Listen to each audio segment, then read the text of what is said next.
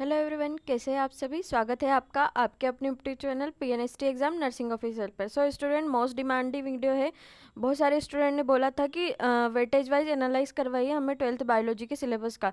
तो थोड़ा देर लग गया आने में, पर फाइनली वो वीडियो आपका जो मोस्ट डिमांडिंग वीडियो था वो आज आ गया है। तो हम स्टार्ट करते हैं, डिस्कस करते हैं कि कौन से टॉपिक कितने वेटेज में आते हैं और कहाँ कहाँ से क्वेश्चन आने के चांसेस रहते हैं। ठीक है, तो स्टार्ट करते हैं हम।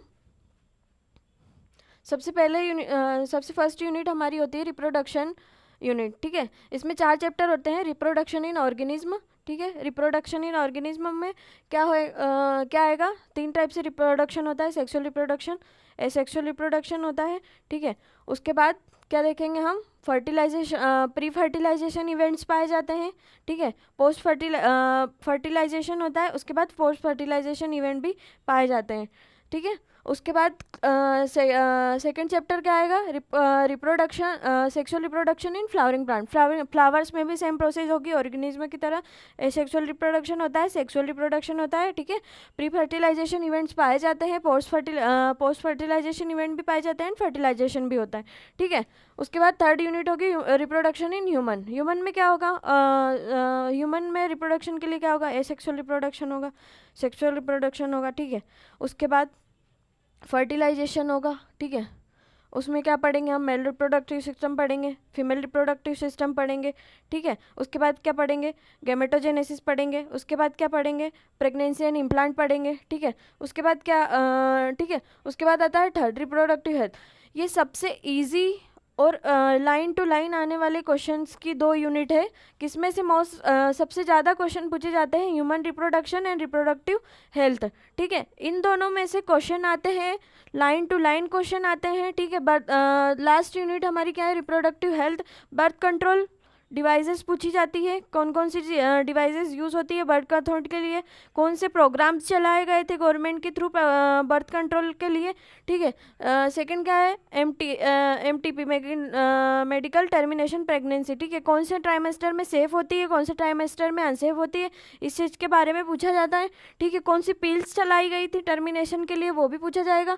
ठीक है, लास्ट क्या होगा, सेक्सुअल ट्रांसमिशन। सेक्सुअल ट्रांसमिशन के बारे में भी पूछा जाता है। ठीक है, STD, सेक्सुअल ट्रांसमिटेड डिसीजेज के बारे में पूछा जाता है। ये सबसे कॉमन है, या बोल सकते हैं इजीली पूछे जाने वाले सवाल पूछे जाते हैं। इनमें से कोई घुमा फिरा के क्वेश्चन नहीं किया जाता है, लाइन टू लाइन क्वेश्चन किए जाते हैं।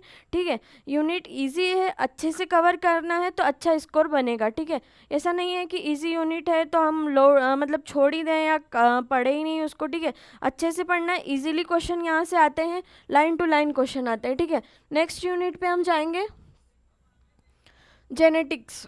ठीक है, यूनिट टफ है, टफ यूनिट है, ऑब्वियस सी बात है, क्वेश्चन आएंगे, जेनेटिक्स से क्वेश्चन आते हैं। ठीक है, क्वेश्चन आते हैं जेनेटिक्स से। तो फर्स्ट यूनिट में क्या है, principle of inheritance and variation. इसमें लॉस पूछे जाते हैं। ठीक है, कौन सा लॉ हुआ था, क्या हुआ था। ठीक है, उसके बाद क्या देखेंगे हम, इनहेरिटेंस ऑफ फ्लावर्स में भी देखा जाएगा। ठीक है, उसके बाद क्या देखा जाएगा, इवोल्यूशन भी पूछा जाता है। इवोल्यूशन से सबसे ज़्यादा क्वेश्चन आते हैं, कैसे आएंगे, इवोल्यूशन से सबसे ज़्यादा क्वेश्चन आएंगे। ठीक है, उसके बाद कई पे क्वेश्चन आएंगे, प्रिंसिपल ऑफ इनहेरिटेंस से भी क्वेश्चन पूछे जाते हैं। ठीक है, इनको ध्यान से पढ़ना होता है, कॉन्सेप्ट वाली यूनिट है, अच्छे से पढ़ना पड़ता है, लाइन टू लाइन इसमें कुछ भी नहीं मिलेगा आपको, घुमा फिरा के क्वेश्चन दिए जाएंगे, ट्रिकी क्वेश्चंस भी आते हैं इसमें। ठीक है, उसके बाद मॉलिक्यूलर बेसिस ऑफ इनहेरिटेंस, इसमें भी क्वेश्चंस आते हैं। इसमें आपको फॉर्मूला बेस्ड क्वेश्चन भी दिए जाते हैं, इसमें आपको लॉजिकल क्वेश्चंस दिए जाते हैं, कॉन्सेप्ट बेस्ड क्वेश्चन दिए जाते हैं। तो ये यूनिट को आपको अच्छे से करना है। ठीक है, नेक्स्ट देखते हैं हम यूनिट 3, बायोलॉजी इन ह्यूमन वेलफेयर।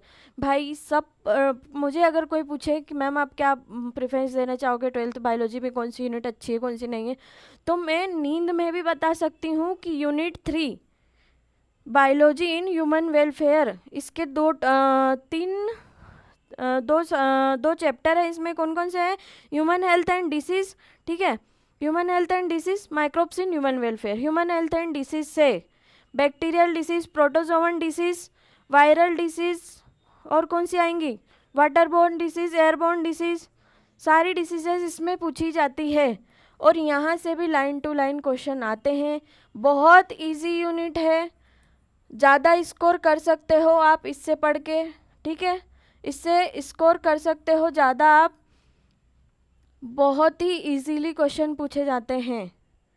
समझ में आया आपको? उसके बाद क्या आएगा, माइक्रोब्स इन ह्यूमन वेलफेयर, इसमें भी पूछा जाता है और बहुत इजी क्वेश्चन पूछे जाते हैं। कोई टफ यूनिट नहीं है, अच्छे से पढ़ोगे तो बिल्कुल क्वेश्चन प्रैक्टिस करते रहना है। कुछ यूनिट्स ऐसी है जो आपको क्वेश्चन प्रैक्टिस से परफेक्ट बना देगी और इजी है, अच्छा स्कोर करवाती है, ठीक है। लास्ट हम थर्ड देखेंगे, फोर्थ वाली यूनिट, ठीक है। उसमें क्या है, बायोटेक्नोलॉजी। बायोटेक्नोलॉजी में क्या होगा, जीन म्यूटेशन आएगा, ठीक है, पीसीआर टेक्निक्स आएगी, ये भी पढ़ना है, इम्पोर्टेंट है, इसको छोड़ना नहीं है हमें, ठीक है। एप्लीकेशंस ऑफ बायोटेक्नोलॉजी, इसको भी पढ़ना है, ठीक है। ये भी स्कोरिंग सब्जेक्ट में स्कोरिंग यूनिट है, इसको नहीं छोड़ना है। देखो, जेनेटिक्स, बायोटेक्नोलॉजी, ये दो यूनिट्स है, थोड़ा थोड़ा सा इसमें मैच होता है, तो आपको कंपेयर करके मैच करके दोनों को मिक्स करके भी पढ़ सकते हो आप। अच्छे से पढ़ना है, ठीक है, इनको भूलना नहीं है, क्योंकि बेटा इनमें से कॉन्सेप्ट बेस्ड क्वेश्चन आते हैं, ट्रिकी क्वेश्चन भी पूछे जाते हैं आपसे। तो आप ये नहीं है कि हम तुक्का लगा देंगे या इससे हो जाएगा, नहीं, फिक्स चीज़ें भी नहीं हैं इसमें, ठीक है, फिक्स चीज़ें नहीं है इसमें।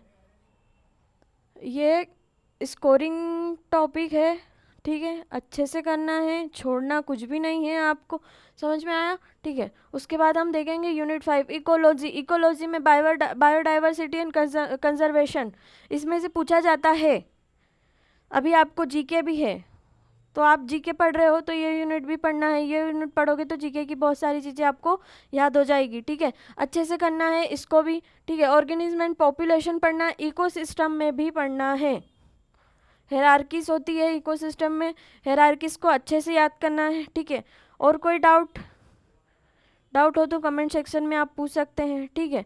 उसके बाद क्या है भाई, ये सब हो गया है हमारा, ठीक है।